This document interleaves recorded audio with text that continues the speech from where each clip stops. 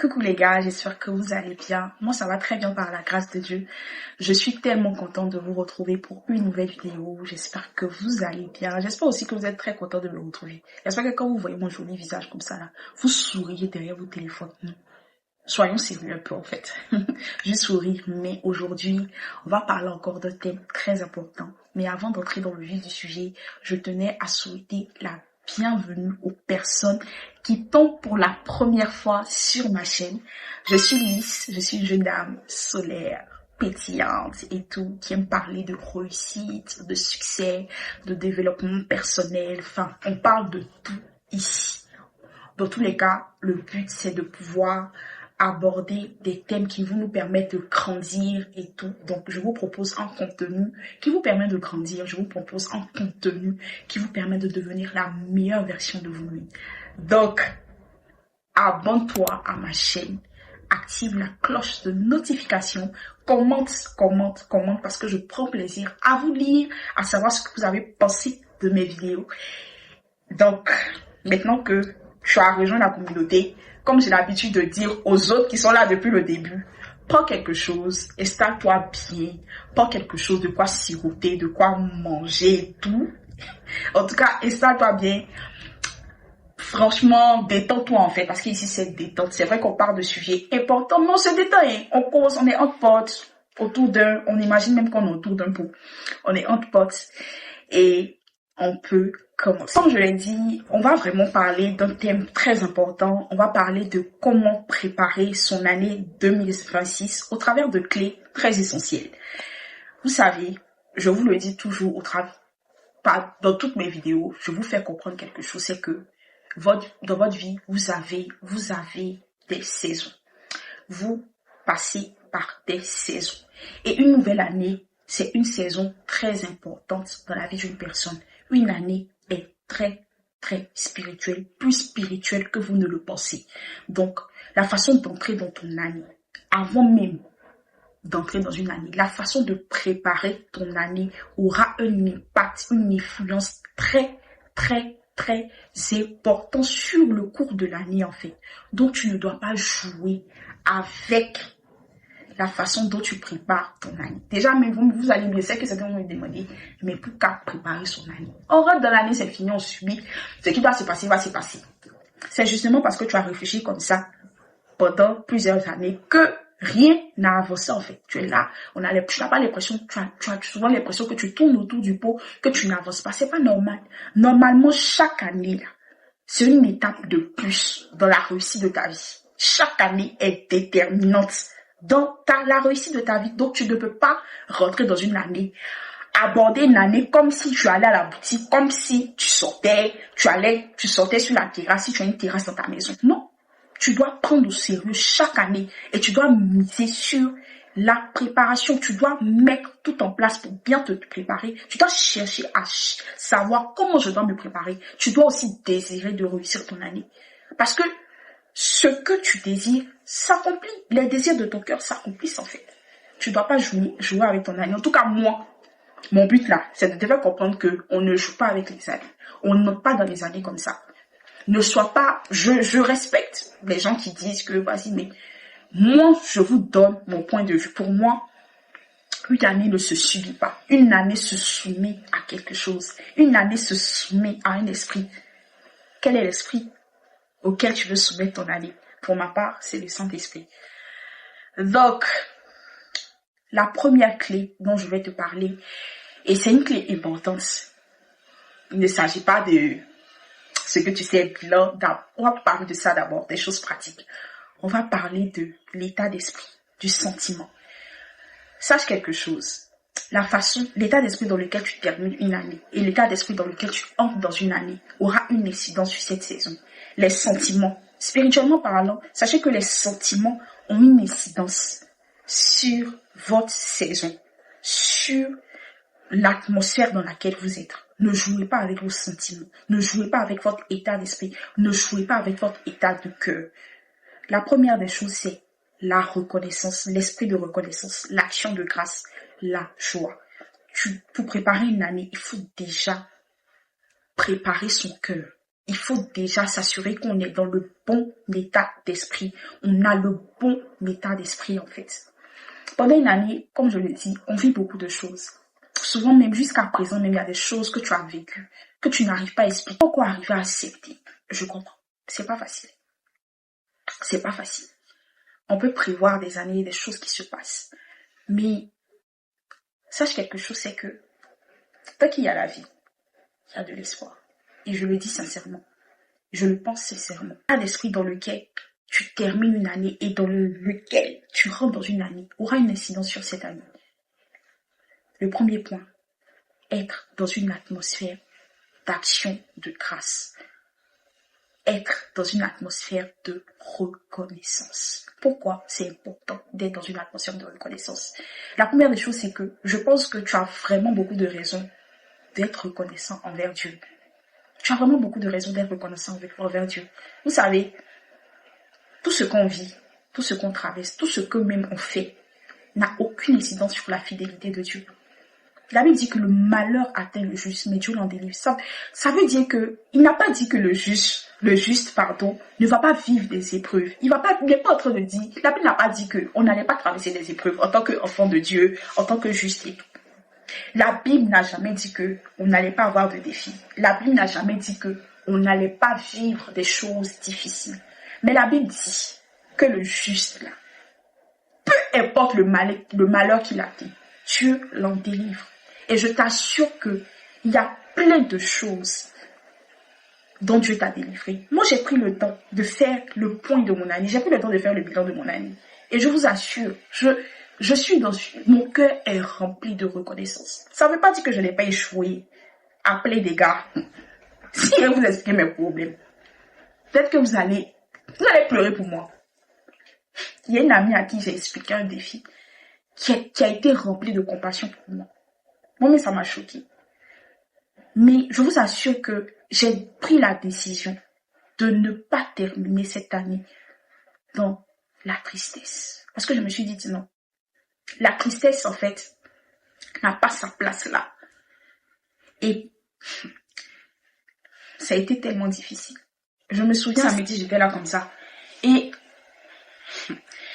c'est comme si tout ce qui n'avait pas marché durant mon année est venu sous mes yeux.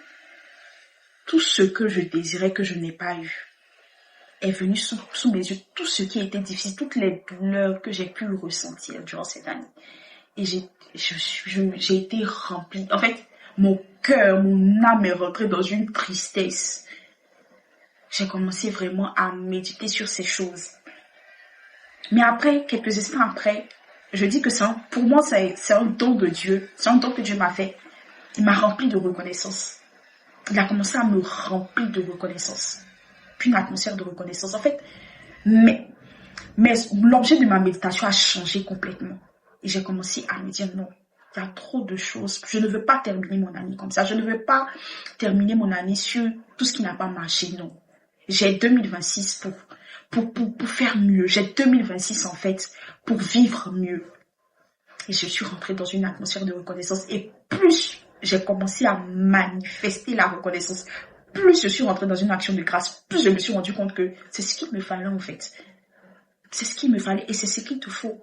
Être dans une atmosphère d'action de grâce. Ce que tu ne sais pas, c'est que tu as ce pourquoi quelqu'un prie. Tu possèdes ce pourquoi quelqu'un est en train de prier actuellement. Ou ce pourquoi quelqu'un continue de prier. Tu n'as pas idée à quel point il y a quelqu'un qui a envie d'avoir la santé que tu as. Il y a quelqu'un qui a envie de voir sa famille. Toi, tu as la possibilité de voir ta famille au complet. Il y a quelqu'un qui a envie de ça. Il y a quelqu'un qui a envie d'avoir ce que tu as actuellement. C'est grâce. Il y a trop de raisons d'être reconnaissant. Je vous assure, je vous le dis. Il y a trop de raisons d'être reconnaissant. Il y a trop de raisons pour lesquelles tu dois être reconnaissant. Il y a trop de raisons pour lesquelles tu dois être dans une action de grâce. Et la deuxième des choses, c'est que la reconnaissance produit en nous l'espérance. Or, avant d'entrer dans une année, tu as besoin de beaucoup d'espérance. Tu as besoin de croire parce que l'espérance est synonyme de la vie. Tant qu'il y a la vie, il y a de l'espoir. Ceux qui continuent de se battre dans la vie, c'est des personnes qui croient. Pour être un minimum fort dans cette vie, voire endurant dans cette vie, il faut de l'espérance. Tu as besoin de l'espérance. La reconnaissance produit en toi de l'espérance. Parce que quand tu vois ce que Dieu a déjà fait jusqu'ici, malgré ce qui n'a pas marché, quand tu vois ce que Dieu a fait jusqu'ici, tu as de l'espérance pour la suite. Tu te dis non, Dieu, ce Dieu-là, qui est capable, qui renouvelle ses bontés chaque matin, à plus forte raison chaque année, il va le faire. 2026 sera meilleur. Donc la reconnaissance produit en nous l'espérance en fait. Et pour rentrer dans une nouvelle année, tu as besoin d'espérance. La reconnaissance produit en nous l'espérance. Comme je l'ai dit, il y a des personnes qui envient la santé qu'on a. Il y a des personnes qui juste ce qu'ils ont. Ils veulent juste aller bien. Ils veulent juste savoir mieux respirer. Ils veulent juste aller bien. Nous, on a cette santé-là. Et on n'est pas reconnaissant. On arrive à manger chaque jour. On n'est pas reconnaissant. On a un toit. On n'est pas reconnaissant. Attendez. Est-ce que vous savez ce que Dieu fait au quotidien? Est-ce que vous savez tous les miracles que vous vivez au quotidien? Pour être ingrat envers Dieu. Mais, sois juste reconnaissant. Sois juste reconnaissant. Il y a des gens qui vivent pire que ce qu'on peut traverser, mais qui arrivent à croire. Il y a des gens qui n'ont plus de bras, plus de pieds, mais qui continuent, qui font des activités. Je veux dire, on a tellement de raisons d'être reconnaissant. Soyons juste dans la reconnaissance. La troisième raison, c'est que la reconnaissance produit la joie et la joie produit la vie. Quelqu'un qui est joyeux a cette capacité à apporter beaucoup de vie autour de lui. Moi, j'aime beaucoup les fêtes de fin d'année parce qu'il y a cette certaine magie, il y a ce certain enthousiasme autour des fêtes, on est content. Franchement, c'est beau à voir en fait. Et je vous avoue que moi, chaque fois que je suis en décembre, je suis beaucoup reconnaissante parce que pour moi, c'est une grâce que d'être en famille, de pouvoir avoir ce qu'on a, de pouvoir vraiment posséder ce qu'on possède en fait. Ok, de pouvoir posséder ce qu'on possède en fait. Donc, la reconnaissance produit en nous la joie et cette joie-là produit en nous la vie. La joie, c'est un des remèdes les plus puissants qui existent dans cette vie. On vous dira que plus vous êtes en joie, plus vous vivez votre vie, vous avez plus de vie, plus votre vie s'allonge. On conseille généralement aux gens d'être en joie. Ne rentrez pas dans une nouvelle année avec un esprit abattu. Ne rentrez pas dans une nouvelle année avec un esprit découragé. Ne faites pas cette erreur-là. Parce que c'est comme si vous avez déjà échoué avant de commencer, avant d'essayer. Croyez que... Pourquoi vous ne pensez pas que Dieu prévoit pour vous? Pendant une année, Dieu prévoit des grâces et des bénédictions en abondance. Hey! N'est-il pas ce Dieu bon là? Guys, croyez. Vous savez, au-delà de vous partager des astuces, des conseils pour préparer votre année, pour préparer votre bilan, le but même derrière mes vidéos, c'est de vraiment booster une personne qui rentre dans une année parce qu'il faut, vas-y, c'est une année de plus, Joe. Qu'est-ce qu'on va vivre de nouveau, Joe? C'est les mêmes choses à Joe. Ce qui doit se passer va se passer. En fait, des gens qui vraiment rentrent, souvent même tu ne fais pas exprès, tu ne le contrôles pas, mais tu es neutre en fait. C'est de vraiment encourager une personne à croire. Toi aussi, tu peux vivre de choses incroyables. En fait, toi, tu fais pas partie des enfants de Dieu, quoi. Aïe, tu n'es pas venu sur cette terre qui nous accompagne. Tu as quel problème? Tu m'arrêtes ça. Donc, le premier point, et je voulais vraiment m'attarder dessus. Vraiment, et cette année-là, pendant les fêtes, j'aimerais que vous profitiez de vos fêtes. Tout ce que vous allez trouver, ce que vous pourrez manger, célébrer, profiter, amusez-vous, profitez de vos proches. La vie, ça va vite. La vie, ça va vite. Nous avons l'assurance de notre salut en Jésus, oui. Mais la vie, là, ça va vite. C'est Dieu qui fait grâce. C'est pour ça qu'il dit que Dieu nous fait toujours grâce. Parce que il y a trop de choses qui peuvent se passer en l'espace d'une heure, d'une minute. Dieu nous fait grâce, Dieu nous protège. Pendant ce mois, profitez de vos proches. Faites-vous plaisir. Ne vous stressez pas. Et souvent on se demande, mais comment être toujours joyeux? Comment garder sa joie? 2 choses que je vais partager avec vous. La première des choses, c'est quelque chose qui s'entretient. Évitez tous les voleurs de joie. Apprenez à se discerner dans votre vie là. Quelles sont les choses qui volent votre joie au quotidien? Ensuite, concentrez-vous sur les choses qui produisent de la joie en vous. Moi, comme ça, là, j'aime les trucs, j'aime la magie de Noël, j'aime Noël. Donc, je me concentre sur ça. J'aime beaucoup Noël, je me concentre sur ça. Et surtout, Ne perdez pas votre âme d'enfant. Profitez de Noël, là, c'est pas que pour les enfants. Généralement, c'est... non, pas du tout. Moi, je reste dans le train, en fait. Moi, je reste dans le train. J'aime Noël. Je vais continuer à kiffer Noël jusqu'à ce que j'ai des enfants. Et tout. Parce que ce sont des choses qui produisent de la joie. Donc, pourquoi je vais m'en priver? Donc, pendant ces fêtes, créez le cadre pour être heureux. Invitez, si vous pouvez inviter les gens, invitez les gens. Si vous pouvez aller voir des gens, allez voir les gens, manger à satiété, manger bien, profiter. En fait, voyez chaque chose que vous allez expérimenter comme des trésors, comme des cadeaux. Le fait même d'avoir la vie, c'est un cadeau. Profitez-en. Donc, pour conclure, l'action de grâce, l'état d'esprit dans lequel vous terminez une année et vous commencez une année est très importante. Si vous commencez une année dans un esprit abattu, avec un esprit abattu, un esprit découragé déjà, sera forcément une incidence sur votre année. Il ne remet pas l'énergie de préparer votre année. Or, pour préparer son année, il faut beaucoup de force. Il faut de la joie. Il faut de l'espérance. Il faut le désir de réussir, de vouloir réussir son année. Donc ça, c'était le premier point. La seconde clé, La seconde clé, c'est le bilan. On en a déjà parlé dans une précédente vidéo. Si tu n'as pas encore regardé, va regarder. Et va regarder. Payez-vous, jouez-vous. Allez regarder. Je ne vais pas rentrer dans les détails comme je suis rentrée, comme je l'ai fait dans l'autre vidéo. Ici, je vais vraiment vous parler de l'importance de faire son bilan. Donc, comme je l'ai dit, l'état d'esprit est important pour préparer son année. Première chose, l'état d'esprit. La seconde chose, régler ce qu'il y a à régler.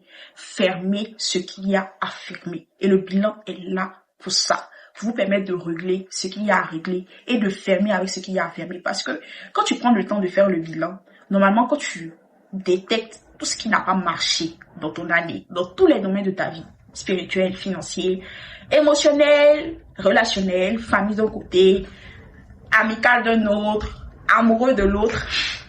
Quand tu prends le temps de faire le bilan, là, tu as sous les yeux ce que tu dois abandonner, ce sur quoi tu dois te pencher, ce sur quoi tu dois travailler, ce que tu dois éviter même, ce dont tu dois faire attention pour ne pas produire ça en 2026. Donc, tu fermes avec ça, en fait. Donc, le bilan est important.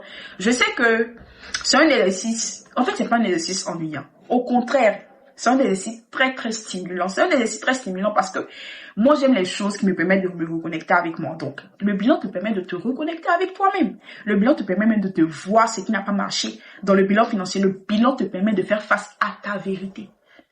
Et quelqu'un qui apprend à faire face à sa vérité, quelqu'un qui apprend à se remettre en question, quelqu'un qui apprend à cerner, à discerner et à toucher du doigt ce qu'il y a à changer, coûte que coûte va réussir les autres étapes de sa vie, en fait. C'est un principe clair de la vie. On néglige ça, mais c'est important. Tu peux pas savoir comment marcher si tu ne sais pas qu'est-ce qu'il faut changer dans ta démarche.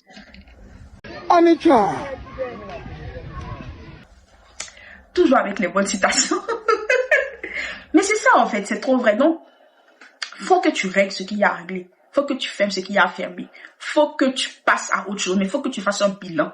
Et en fait, le bilan, là, il te permet de savoir là où tu vas. Il te permet d'être clairvoyant sur ta vie. Donc, ne négligez pas le bilan. Asseyez-vous pour faire votre bilan. Je vous ai donné toutes les questions qu'il faut se poser. Sur Internet, on parle de tout. Aujourd'hui, on parle de tout. Tout à votre disposition. Allez faire votre bilan. Parce que 2026, là, on va pas reproduire les mêmes erreurs. Du moins, on va travailler. On va s'assurer que les choses ne se répètent pas. Mais comment tu peux savoir que ce qu'il faut pas, je ne sais pas ce qu'il veut dire. Donc, tu vois que c'est important. Tu dois régler avec ce qu'il y a à régler. Donc, maintenant que tu auras fait ton bilan, maintenant que tu auras réglé ce qu'il y a à régler, maintenant que tu sais sur quoi tu dois travailler, ce que tu dois supprimer de ta vie, absolument, les attitudes sur lesquelles tu dois travailler, maintenant que tu connais tes points faibles, et je tiens à le dire, quelqu'un qui connaît ses points faibles, quelqu'un qui sait sur quoi travailler, quelqu'un qui maîtrise en quelque sorte ses points faibles, est quelqu'un qui est imbattable dans la vie. Cette personne-là, elle est instoppable en fait parce que elle sait sur quoi travailler à chaque étape de sa vie. Elle prend le temps d'analyser sa vie en fait. Ne négligez pas ça, famille. Si je vous parle de ça, c'est parce que c'est important. Ne négligez pas le bilan. Le bilan permet de faire le point sur vos valeurs. Le bilan vous permet de faire le point sur tout ce qu'il y a à jeter. Et aussi sur les choses, les valeurs que vous avez gagnées cette année, les dons que vous avez gagnés, les talents que vous avez gagnés. Vraiment, tout ce qui a marché aussi, c'est pas seulement que le point négatif, c'est aussi le point positif. Mais c'est important, c'est important, c'est important. Donc, maintenant que ces 2 points-là, tu as gagné en action de grâce, tu es entré dans une atmosphère d'action de grâce. Maintenant, pour plus t'arrêter, tu sais, et il y a la joie, tu es rempli. Maintenant que c'est fait, maintenant que tu as pris, ensuite, tu as passé la deuxième étape, régler ce qui a réglé 2025. 2025, c'est voilà ce qui n'a pas marché. Voilà, j'ai compris, je connais mes points faibles. 2026 ne va pas ressembler à 2025 parce que je sais sur quoi travailler. Mes yeux sont ouverts. C'est clair dans mon esprit. Maintenant que c'est fait, tu peux t'asseoir maintenant pour préparer pied l'année 2026. Et ça, on va en parler dans une autre vidéo. Je ne vais pas tout vous donner. On revient pour la deuxième partie de cette vidéo où on va parler on revient pour la deuxième partie de cette vidéo où on va parler vraiment des points importants pour préparer son année.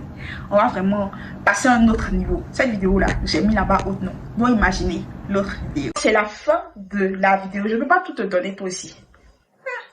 On se retrouve pour la prochaine fois. Ça veut dire que tu dois être là au rendez-vous. Tu dois être là. Active la cloche de notification. Ne rate rien. Dès que tu vois la notification, mais tu dois sauter. Tu dois sauter.